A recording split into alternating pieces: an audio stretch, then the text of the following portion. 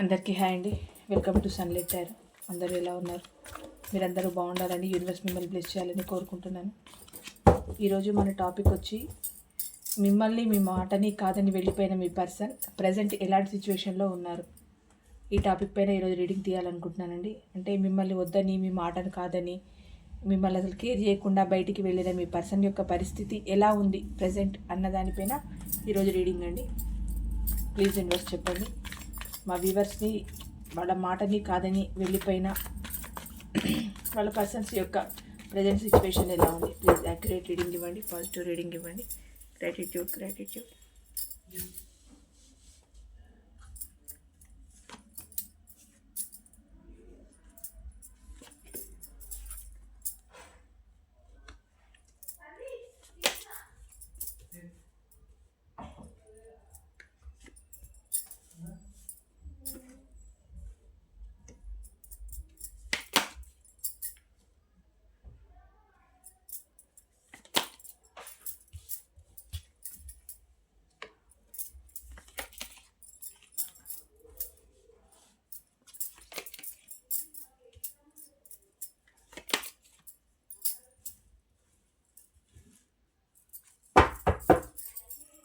Bottom of the deck, Magician,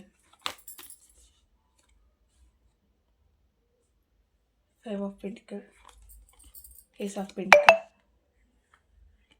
Empress,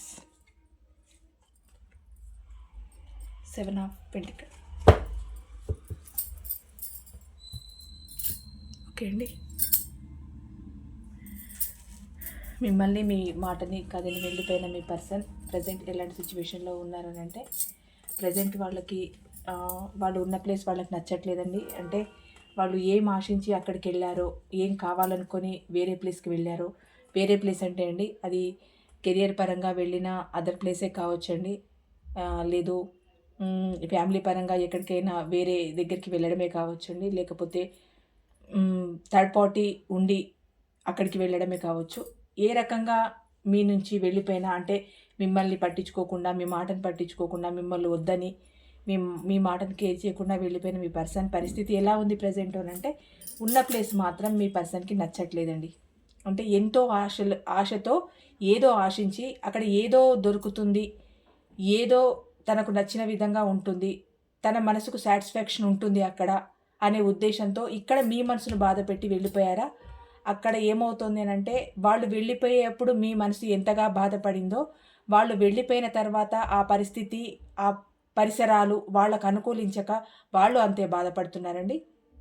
అంటే అక్కడ ఉన్న ప్లేస్ నచ్చట్లేదు, ఉండాలనిపించట్లేదు, కాలు నిలపలేకపోతున్నారు, మనసును స్థిమితంగా ఉంచుకోలేకపోతున్నారు, ఉన్న ప్లేస్లో సాటిస్ఫాక్షన్గా ఉండలేకపోతున్నారు.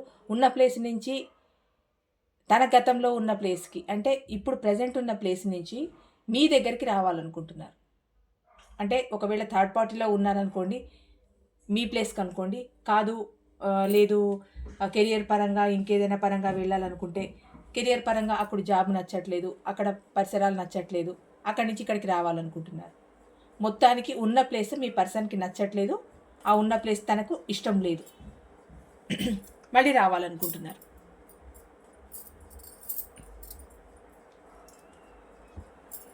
ఇక్కడ ఏంటి అని అంటే, తను ఏదో ఆశించి వెళ్ళారని, నిజం చెప్పాలంటే అక్కడ ఏదో కొత్తదనం ఉంటుంది, తన లైఫ్ మొత్తం చేంజ్ అయిపోతుంది, ఏదో తెలియని ఒక నూతనోత్సాహంతో, ఉత్తేజంతో వెళ్ళారండి. అంటే మేడం మా పర్సన్ మా లైఫ్లో ఉన్నప్పుడు తనకు ఆ ఉత్తేజం లేదా, ఆ హ్యాపీనెస్ లేదా, మరి మమ్మల్ని కాదని ఎందుకు వెళ్ళిపోయారని అంటే, ఎక్కడో కొత్తదనం చూశారు, ఆ కొత్తదనంలోనే ఒక తెలియని ఒక హ్యాపీనెస్ని వెతుక్కోవాలనుకున్నారు, ఆ హ్యాపీనెస్ కోసమే వెళ్ళారు.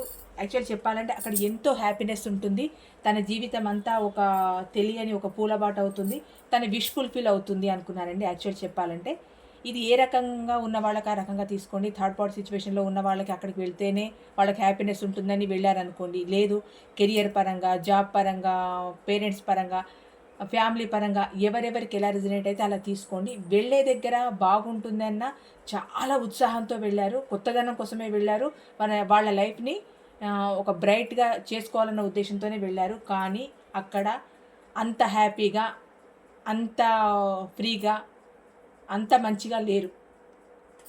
అందుకే 2 విషయాల మధ్య జగిల్ అవుతున్నారు. అంటే నేను అక్కడున్నప్పుడే బాగుండేది, అంటే ప్లేసెస్ ప్రకారమే అనుకోండి, కెరియర్ ప్రకారం అనుకుంటే ఇక్కడ ఉన్న ప్లేసే బాగుండేది, అనవసరంగా అక్కడికి వెళ్ళి ఒక రిస్క్ జోన్లో పడినానో ఏమో, అనవసరంగా తెలియని మనుషుల మధ్య, తెలియని జాబ్లోకి, కొత్త కొత్త వ్యక్తుల మధ్య, కొత్తగా వాతావరణంలోనికి అనవసరంగా అడుగు పెట్టాను. పాత దగ్గరే ఉంటే ఆ పాత కొలీగ్స్, పాత సిచ్యువేషన్స్, పాత పని అదే బాగుండేది, తెలిసిన పనిదే కాకుండా కొత్త పనిలోకి వచ్చి కొత్త వ్యక్తుల మధ్యకి వచ్చి చాలా రిస్క్ను ఫేస్ చేస్తున్నాను, అదా ఇదా అన్నట్టు రెండింటి మధ్య జగిల్ అవుతున్నారు. ఇది రిలేషన్ పరంగానే అయితే వాళ్ళు ఏమనుకుంటున్నారంటే నా పాస్ట్ పర్సనే బాగుండే, వాళ్ళతోనే నా హ్యాపీనెస్ అంతా ఉండేది, నేను తిట్టినా కొట్టినా అరిచినా కోపగించుకున్నా చికాకు పడ్డా ఎటువంటి పరిస్థితిలో కూడా ఏ రోజు కూడా నన్ను పక్కకు పెట్టలేదు, నేనంటే ఇష్టం లేదని చెప్పలేదు, నువ్వు నాకు అవసరం లేదని చెప్పలేదు. కానీ ఇక్కడ ఏంటి అని అంటే నేను చిన్న మాట అన్నా కూడా ఇక్కడ పొరపాటు అవుతుంది, ఒక స్టెప్ తీసుకోవాలన్నా భయపడాల్సి వస్తుంది. థర్డ్ పార్టీ సిచ్యువేషన్లో నేను నిజంగానే ఒక చిలకలో పంజరంలో ఒక చిలకలాగా అయిపోయాను. అనవసరంగా ఈ థర్డ్ పార్టీ జోన్లోకి వచ్చానో ఏమో, ఎందుకు ఇదంతా, నేను అనవసరంగా నాకు నేనే మోసం చేసుకున్నానా, నా పర్సన్ని బాధ పెట్టినందుకు ఈరోజు నేను బాధపడుతున్నా అన్న ఆలోచన మీ పర్సన్లో చాలా ఉందండి. అందుకు 2 విషయాల మధ్య చాలా జగిరవుతున్నారు. తను పాస్ట్ పర్సన్ కోసమే కానివ్వండి, పాత కెరియర్ తనకు జాబ్కు సంబంధించిన దానికోసమే కానివ్వండి ఎదురు చూస్తున్నారు. అంటే మేడం కెరియర్ గురించి ఎందుకు చెప్తున్నారు అని అంటే మీ నుంచి వెళ్ళిపోయిన తర్వాత, అంటే మీ మాటను కాదని మిమ్మల్ని కాదని వెళ్ళిపోయిన తర్వాత తన సిచ్యువేషన్ ఎలా ఉందో తీస్తున్నాం కనుక ఇక్కడ కెరియర్ వచ్చింది, రిలేషన్ 2 వచ్చాయండి. సహజంగా ఎప్పుడు రిలేషన్ గురించే చెప్తాము, కానీ ప్రజెంట్ తను ఎటువంటి సిచ్యువేషన్లో ఉన్నారంటే కెరియర్ బేస్ మీద కూడా కొంతవరకు వచ్చింది కనుక చెప్తున్నాను. కెరియర్ పరంగా అయితేనేమో పాత ప్లేస్కే వస్తే బాగుండు అని ఒక ఎదురు చూపు, అక్కడి నుంచి ఏదైనా అవకాశం వస్తుందా అని ఎదురు చూస్తూ ఉన్నారు. రిలేషన్ పరంగా అయితే మీ దగ్గరికి రావడానికి అన్ని దారుల్ని వెతుక్కుంటున్నారు. రావాలి, నా పాస్ట్ పర్సన్ దగ్గరికి రావాలి, నా పాస్ట్ కెరియర్నే నేను చూసుకోవాలి, ఇలా ఆలోచిస్తున్నారు. కొత్తదనము కొత్తగా ఉంటుందే తప్పితే కొత్తదనంలో గతం తాలూకు జ్ఞాపకాలు, ఆ మెమొరీస్ను మర్చిపోవడం అంత ఈజీ కాదు. ఇంకొకటి, ఎంత మామూలుగా బియ్యమే చూడండి, బియ్యం ఎంత పాతబడితే అన్నం అంత పువ్వులాగా అవుతుంది. కొత్త బియ్యం ఎప్పుడు మెత్తగా అయిపోతుంది. అంటే కొత్తదనాన్ని కెరియర్లో చూసుకోవచ్చు, జీవితంలో కొత్తదనంగా ముందడుగు వేయచ్చు, ఆ కొత్తదనం వైపు పరుగులు తీయచ్చు, ఆ కొత్తదనంలోనే ఒక తెలియని ఒక గోల్ని సాధించవచ్చు. కానీ ఇక్కడ ఏంటి అని అంటే రిలేషన్ పరంగా చూసుకుంటే ఎప్పుడు కొత్తదనం వైపు చూస్తూ ఉంటే ఆ మనుషుల్ని ఏమంటారు, కరెక్ట్ పర్సన్స్ అనరు. మనుషులు ఎప్పుడూ ఒకదానికే కట్టుబడి ఉండాలి, ఒకదాని వైపే ఉండాలి. అట్లాగైతేనే వాళ్ళు జీవితంలో విజయాన్ని సాధిస్తారు. కానీ కెరియర్ పరంగా మిగతా వాటి పరంగా కొత్తదనాన్ని చూసుకోవచ్చు, కానీ రిలేషన్ పరంగా చూసుకోవద్దు. నెల రోజులు ఈ వ్యక్తితో ఉన్నాను, ఈ నెల రోజులు ఈ పీరియడ్ ఈ వ్యక్తితో అయిపోయింది, పాతబడారు, మళ్ళీ ఇంకొక నెల రోజులు ఇంకొక పర్సన్తో ఉంటాను అని అంటే మనం ఎత్తింది మానవ జన్మ. మనకంటూ కొన్ని ఎథిక్స్ ఉంటాయి, విలువలు ఉంటాయి, సొసైటీలో మనకంటూ ఒక గుర్తింపు ఉంటుంది. విలువలతో కూడిన జీవితాన్ని గడుపుతూ ఉంటాం కనుక ఒకరికే డెడికేటెడ్ అయి ఉండాలి, ఒకరి కోసమే ఉండాలి. ఆ ప్రేమను పంచినా, ఆప్యాయతను పంచినా, కోపం వచ్చినా, అరవాలనిపించినా, తిట్టాలనిపించినా ఆ ఒక మనిషే ఉండాలి లైఫ్లో. ఇది ఎలాంటి రిలేషన్ వాళ్ళకేనానండి చెప్తున్నాను. ఒక మనిషే ఉంటే అప్పుడు ఆ మనిషికి విలువ అనేది ఉంటుంది. కానీ ఇక్కడ మీ పర్సన్ ఏం చేశారనంటే మీరు తన లైఫ్లో ఉండగానే థర్డ్ పార్టీ కోసం వెళ్ళారు, అక్కడ తెలియకుండానే సఫర్ అవుతున్నారు. ఎందుకు నాకు ఇదంతా అని కెరియర్ తన వర్క్ పరంగా అక్కడ ఎవరైనా పరిచయం కావచ్చు, అక్కడే ఆ వర్క్ ప్లేస్లోనే ఎవరైనా థర్డ్ పార్టీ వాళ్ళకి పరిచయం కావచ్చు, అక్కడే రిలేషన్ కంటిన్యూ అవుతుండొచ్చు. కానీ వెళ్ళిన దగ్గర మాత్రం అంత హ్యాపీగా లేరు, మిమ్మల్ని కాదని వెళ్ళిన తర్వాత అసలు హ్యాపీగా లేరండి, రావాలని ఎదురు చూస్తున్నారు. ఇక్కడ ఒకటి ఏంటంటే ఎంత జరిగినా ఏం చేసినా కూడా తన యాటిట్యూడ్ మాత్రం మీ పర్సన్ వదులుకోరండి. ఎందుకంటే తాను పట్టిన కుందేలకి 3 కాళ్ళు అంటే 3 కాళ్ళు అంటారు. మనం 4 కాళ్ళని చెప్పినా మీకు ఎక్కడ కనిపిస్తుంది, 4 కాళ్ళు లేవు, 3 కనిపిస్తున్నాయి. 3D స్పెట్స్ పెట్టుకొని చూడాలి ఇంకా మనం ఎక్కడ కనిపిస్తున్నాయి ఆ 3 కాళ్ళు, మనకేమో 4 కనిపిస్తున్నాయి కదా, మరి 3 ఎక్కడ కనిపిస్తున్నాయి అని వెతుక్కోవాలి. కానీ వాళ్ళు అలాగే అంటారు. అంటే అంత అహంకారంతో ఉన్న పర్సన్ అని చెప్తున్నాను, చాలా యాటిట్యూడ్, అహంకారం. అది ఒక రకంగా మీ పర్సన్కు ఆభరణమే కావచ్చండి. కాకపోతే ఆ అహంకారము, ఆ ఈగో ఎక్కడ చూపించాలో అక్కడ చూపించాలి. తన సెల్ఫ్ రెస్పెక్ట్ని పోగొట్టుకోకుండా చూపించుంటే బాగుంటుంది. కానీ ప్రతి చిన్నదానికి మిమ్మల్ని ఇన్సల్ట్ చేయడం, మిమ్మల్ని పక్కన పెట్టడం, అవాయిడ్ చేయడం, దూరం చేయడం, మాటలతో చేతలతో హింసించడం, నువ్వు నాకు అవసరం లేదనడం, నీకు ఇంపార్టెన్స్ లేదనడం, ఇలా మాటలతో మిమ్మల్ని బాధ పెట్టి తను సెల్ఫ్ సాటిస్ఫాక్షన్ పొందారు. అది కూడా మీ పర్సన్ గుర్తొస్తుంది. నేను ఇంత అహంకారపూరితంగా ప్రవర్తించానా నా పర్సన్ పట్ల, ఇంత అహంకారంగా నేను బిహేవ్ చేశానా, నిజానికి నా పర్సన్ నా నుంచి అడిగింది ఏంటి? ఒక ప్రేమ తప్పితే ఏం అడగలేదు కదా. డబ్బు అడిగారా, నగలు అడిగారా, సినిమాలు అన్నారా, రెస్టారెంట్లు అన్నారా, పార్కులు అడిగారా, పబ్బులు అడిగారా, బంగారాలు అడిగారా, ఏం అడిగారు మీరు? కేవలం తన నోటి నుంచి 2 మంచి మాటలు, ఒక చిరునవ్వు, కళ్ళల్లో మీ మీద ప్రేమ. అంతకు మించి మీరేం కోరుకోలేదు మీ పర్సన్ నుంచి. ఇంతే కోరుకున్నారు కదా. నేను ఎందుకు ఇంత అహంకారంగా వ్యవహరించాను, నా పర్సన్ని నేను కావాలనే నా లైఫ్లో నుంచి నాకు నేనే దూరం చేసుకున్నానా అని ఇప్పుడు ఫీల్ అవుతున్నారు. అక్కడ వాళ్లకు అంత కమ్యూనికేషన్ లేదండి. ఒకటి ఆ థర్డ్ పార్టీ దగ్గర వాళ్ళకి అంత మంచి కమ్యూనికేషన్ లేదు. మాట్లాడాలని వీళ్ళకి ఎంత ఆతృతగా ఉన్నా, వాళ్ళతో కమ్యూనికేట్ చేయాలనుకున్నా, ఫోన్ చేయాలనుకున్నా, మెసేజ్ చేయాలనుకున్నా మీలాగా వాళ్ళు రెస్పాండ్ అవ్వరు. ఎందుకు అనంటే ఇక్కడ మీరు కోరుకున్న ప్రేమ, అక్కడ వాళ్ళు కోరుకున్న ప్రేమ. వాళ్ళు కోరుకున్న ప్రేమలో ఏదో ఉంటుంది గొప్పతనం, అక్కడ ఏదో ఉంది తెలియని ఒక అద్భుతం, మాయాద్వీపం ఉంది అని అనుకున్నారే తప్పితే అక్కడ మట్టిగడ్డలు తప్పితే మాయాద్వీపం ఏం లేదు. ఇక్కడ మీరు ఎంత తాపత్రయపడ్డా, ఎంత ఫోన్లు చేసినా, ఎంత మెసేజ్లు చేసినా, ఏం చేసినా కూడా ఇక్కడ మిమ్మల్ని పట్టించుకోలేదు, వద్దనుకున్నారు. అదే సిచ్యువేషన్ సేమ్ అక్కడ ఫేస్ చేస్తున్నారు. మీ పర్సన్ విషయంలో మీరు ఎంత తాపత్రయపడ్డారు, ఎంత వెనకబడ్డారు, ఎంత బ్రతిమలాడుకున్నారు, ఏం చేశారో అదే సేమ్ థర్డ్ పార్టీ దగ్గర చేస్తున్నారు. కానీ అక్కడ ఆ పరిస్థితులు అసలు అనుకూలించట్లేదు మీ పర్సన్కి. ఫస్ట్ ఆఫ్ ఆల్ అక్కడ ఉండాలని మీ పర్సన్ కనిపించట్లేదు. అంటే అటువంటి ఒక క్రిటికల్ సిచ్యువేషన్లో మీ పర్సన్ ఉన్నారు. ఇంకొకటి ఏంటి అని అంటే తను ఎంత స్వార్థంగా ఆలోచించాను అని కూడా అనుకుంటున్నారండి. అక్కడ స్వార్థపూరితమైన మనుషుల మధ్యలో ఉన్న తర్వాత తను ఎంత స్వార్థపరున్నో కూడా అర్థమవుతుంది కదా. స్వార్థపరులాన్నో కూడా అర్థమవుతుంది.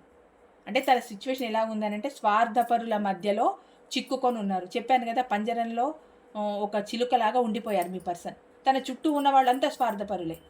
ఏం చేయాలి? నా నుంచి ప్రేమను కోరుకోవట్లేదు. నా పలుకుబడిని, నా డబ్బుని, నా హోదాని యూజ్ చేసుకోవడానికే ఈ థర్డ్ పార్టీ వచ్చారే తప్పితే నా మనసులో ఉన్న ప్రేమను చూసి ఆ ప్రేమను ఆస్వాదిద్దాము, నాకు అందిద్దామన్న ఉద్దేశంతో ఆ థర్డ్ పార్టీ లేరు. కానీ నా పాస్ట్ పర్సన్ మాత్రం నా ప్రేమనే కావాలని కోరుకున్నారు. ఇవన్నీ కోరుకోలేదు. ఇక్కడ నేను స్వార్థపరులాన్ని అయ్యాను, అక్కడ థర్డ్ పార్టీ స్వార్థపరురాలు అయిపోయారు, స్వార్థపరుడు అయిపోయారు. అంటే చూడండి, పిన్ టు పిన్ మీ లైఫ్లో ఏం జరిగిందో అక్కడ అదే జరుగుతుంది. అదే ఫేస్ చేస్తున్నారు మీ పర్సన్. అంటే ఒక స్వార్థపూరితమైన మనస్తత్వం ఉన్న మనుషుల మధ్యలో మీ పర్సన్ ఉన్నారు ఇప్పుడు. తన సిచ్యువేషన్ అసలు బాగోలేదండి. ఎంత కోపం వస్తుందంటే విపరీతమైన కోపం, తెలియని ఒక ఆవేశం, లోపల ఒక అగ్నిజ్వాలలాగా రగిలిపోతున్నారు మీ పర్సన్. అంత కోపంగా ఉంది. డైరెక్ట్గా వెళ్ళి అసలు ఇది తాడో పేడో తేల్చుకుందామా, డైరెక్ట్గా వెళ్ళి మాట్లాడేసి అసలు ఉంటే ఉంటుంది, పోతే పోతుంది, ఈ థర్డ్ పార్టీ సిచ్యువేషన్ వెళ్ళి మాట్లాడదామా అన్నంత కోపంతో ఉన్నారు. చాలా అసహనంగా ఉన్నారు. ఏం చేయాలో అర్థం కావట్లేదు మీ పర్సన్కి. డైరెక్ట్ ఫేస్ టు ఫేస్ వెళ్ళి డైరెక్ట్ కమ్యూనికేషన్తో తేల్చి పడేసుకుందామా అన్నంత కోపంలో ఉన్నారు. అంటే అక్కడ పరిస్థితి ఎలా ఉందో మీరు అర్థం చేసుకోండి. అంత హీనంగా ఉన్నారు. అంటే ఫస్ట్ ఆఫ్ ఆల్ తనకి ఆ పరిస్థితులు నచ్చట్లేదు. తన మనసుకి చాలా బాధ కలిగిస్తున్నాయి ఆ పరిస్థితులు.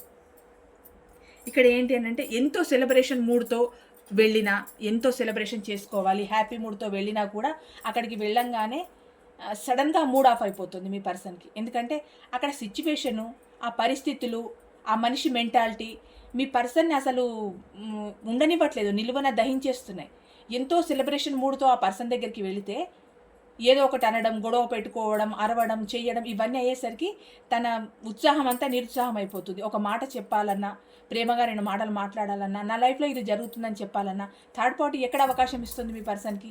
మీ పర్సన్ నుంచి వాళ్ళు కోరుకుంది డబ్బు, హోదా, పలుకుబడే తప్పితే వీళ్ళ మనసులో ఏముంది, వీళ్ళ భావోద్రేకాలు ఏంటి, వీళ్ళకి ఏం చేస్తే నేను వాళ్ళని హ్యాపీగా ఉంచగలను, ఇలాంటి ఆలోచనలు థర్డ్ పార్టీకి లేవు. ఇలాంటి ఆలోచనలు మీ దగ్గర ఉన్నాయి.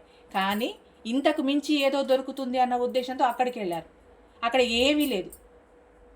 ఇక్కడ ఉన్న ప్రేమ అక్కడ ఉందా, ఇక్కడ ఉన్న కేరింగ్ అక్కడ ఉందా, ఇక్కడ ఉన్న నీడ్స్ అక్కడ ఉన్నాయా? ఏమున్నా మీ పర్సన్ మీద థర్డ్ పార్టీ ఆధారపడుతుంది తప్పితే తన నుంచి రూపాయి కూడా మీ పర్సన్కి ఇవ్వదు. ఇక్కడ మీరేంటి, మీ పర్సన్ హ్యాపీగా ఉండాలి, లైఫ్లో సెటిల్ అవ్వాలి, అందరికన్నా మంచి పొజిషన్లో ఉండాలని మీరు చాలా సాక్రిఫైజెస్ చేశారు, చాలా డబ్బు ఇచ్చారు, అన్ని రకాలుగా మీ పర్సన్ ఆదుకున్నారు. కానీ అక్కడ అదంతా రివర్స్ అయిపోయింది. ఇక్కడ మీరు మీ పర్సన్కి ఇస్తే అక్కడ మీ పర్సన్ వాళ్ళకి ఇచ్చారు. అక్కడ ఆటోమేటిక్గా మీ పర్సన్ దెబ్బతిన్నారు. ఇక్కడ ఏంటి అని అంటే, ఒకవేళ ఈ థర్డ్ పార్టీ అనే వ్యక్తులు ఎవరైనా మ్యారేజ్ అయిన వాళ్ళు ఉంటే, అంటే మిమ్మల్ని కాదని వాళ్ళని వెళ్ళి మ్యారేజ్ చేసుకున్న వాళ్ళు ఉంటే వాళ్ళు చుక్కలు చూస్తున్నారండి. అంటే మామూలుగా థర్డ్ పార్టీ సిచ్యువేషన్లో ఉండడం వేరు, థర్డ్ పార్టీని పెళ్లి చేసుకోవడం వేరు. అలాంటి వాళ్ళు ఎవరైనా ఉంటే, అందరికీ అనట్లేదండి, అలాంటి వాళ్ళు ఎవరైనా ఉంటే కనుక, మ్యారేజ్ చేసుకున్న వాళ్ళు ఉంటే థర్డ్ పార్టీని, అక్కడ వాళ్లకు క్షణం ఉండాలనిపించట్లేదు. మీరే మీరే మీరే అనుక్షణం మీరే గుర్తొస్తున్నారు. మీ దగ్గరికే రావాలని అనుకుంటున్నారు. ఖచ్చితంగా మీ దగ్గరికి వస్తారు. ఇక్కడ ఏంటి అంటే, ఇప్పుడు మిమ్మల్ని మాత్రం ఒక ఎంప్రెస్ లాగా ఫీల్ అవుతున్నారండి మీ పర్సన్. అంటే మీ మంచి గుణము, మీ దయాగుణము, మీరు ఒకరి పట్ల చూపించే అనురాగం, ఆప్యాయత, నీడీ పీపుల్స్కి మీరు చేసే హెల్ప్, ఒకరు కష్టాల్లో ఉన్నారంటే చూడలేని ఒక మనస్తత్వం మీది. మీ పర్సన్ విషయంలో కూడా మీరు చాలా హెల్ప్ చేశారు, చాలా రకాలుగా మీ పర్సన్ ఆదుకున్నారు. ఇవన్నీ చేసింది మీ పర్సన్కి మీరు ఒక ఎంప్రెస్లో కనిపిస్తున్నారు. నిజంగా చెప్పాలంటే థర్డ్ పార్టీ మీ పర్సన్కి ఒక డెవిల్లా కనిపిస్తున్నారండి. మీరు మాత్రం మీ పర్సన్కి ఒక ఎంప్రెస్లా కనిపిస్తున్నారు. కొత్త అవకాశం కోసం ఎదురు చూస్తున్నారు. అంటే కెరియర్ పరంగా తన మనీ గ్రోత్, మళ్ళీ తను కొంచెం ఎదగాలి అన్న ఉద్దేశంతో అలా చూస్తున్నారు. రిలేషన్ పరంగా అయితే కొత్త అవకాశం మీ దగ్గరికి రావాలి, కొత్తగా న్యూ ప్రపోజ్ చేయాలి, మళ్ళీ ఎప్పట్లాగా మీతో ఉండాలి అన్న ఆలోచన మీ పర్సన్కి ఉందండి. ఇంకోటి ఏంటి అని అంటే, తను ఒక స్వార్థపరురాలుగానే మీ నుంచి మూవ్ ఆన్ అయ్యారండి. మీరు చెప్పిన మాటలు వినకుండా కేవలం డబ్బు కోసం, డబ్బు అంటే నాకు తెలిసి థర్డ్ పార్టీ వీళ్ళతో డబ్బులు పెట్టించుకుంటున్నా కూడా ఒక అథారిటీ లెవెల్ పర్సన్ ఉన్నట్టున్నారండి. ఫైనాన్స్ పరంగా కొంచెం బాగున్నట్టున్నారు. అయినా కూడా వీళ్ళ నుంచి డబ్బులు ఆగుతున్నారంటే చూడండి వాళ్ళ మెంటాలిటీ ఎలాంటిదో. అలా వాళ్ళ దగ్గర అది ఉంది కదా, సరే 10 రూపాయలు నేను ఈరోజు పెడితే నాకు రేపు 20 రూపాయలు వస్తాయన్న ఒక ఆశతో వెళ్ళారండి. యాక్చువల్ చెప్పాలంటే ఏదో అక్కడ స్వార్థంగా ఆలోచించి అక్కడికి వెళ్ళారు. కానీ వాళ్ళు అక్కడ అనుకున్నట్టు ఏం లేదండి. వీళ్ళు 10 రూపాయలు పెడితే వీళ్ళకి చిప్ప చేతికించే పంపించారు, అంతకుమించి ఏం లేదు. ఇక్కడ ఏంటి అంటే, మెజిషియన్ అంటే ఏదైనా సరే నా పర్సన్ నా లైఫ్లో రావాలి అని తనలో తానే అనుకోవడం, మీరు తన లైఫ్లో ఉన్నట్టు ఊహించుకోవడం, ఇలా చేస్తున్నారండి మీ పర్సన్. వర్క్ పరంగా కొంచెం వర్క్ పరమైన వాటిలలో కొంచెం శ్రమ పడాలి, నేను హార్డ్ వర్క్ చేయాలి, నా పర్సన్ కోసమైనా నేను హార్డ్ వర్క్ చేయాలి, వర్క్ పరంగా అయినా హార్డ్ వర్క్ చేయాలి, ఓవరాల్గా నేను నా పర్సన్ దగ్గరికి చేరాలి అనే ఉద్దేశంతో ఉన్నారండి. మొత్తానికైతే మీ పర్సన్ మిమ్మల్ని కాదనుకొని, మీ మాటను కాదనుకొని వెళ్ళిపోయిన తర్వాత అసలు మంచి పరిస్థితుల్లో లేరు. తన సిచ్యువేషన్స్ ఏమీ బాగలేవు, అన్ని తలకిందులుగా తపస్సు చేసినట్టే ఉన్నాయి. ఒక రకంగా త్రిశంకు స్వర్గం చూస్తున్నారండి. ఇటు ఆకాశం కాదు, ఇటు భూమి కాదు, మధ్యలో ఉన్న త్రిశంకు స్వర్గాన్ని చూస్తున్నారు వాళ్ళు. అలాంటి పొజిషన్లో ఉన్నారు. హ్యాపీగా అస్సలు లేరు. ఎలాంటి సిచ్యువేషన్లో ఉన్నారంటే చాలా పెయిన్ఫుల్ సిచ్యువేషన్లోనే ఉన్నారండి మీ పర్సన్. ఇదండి ఈరోజు reading. Thank you so much.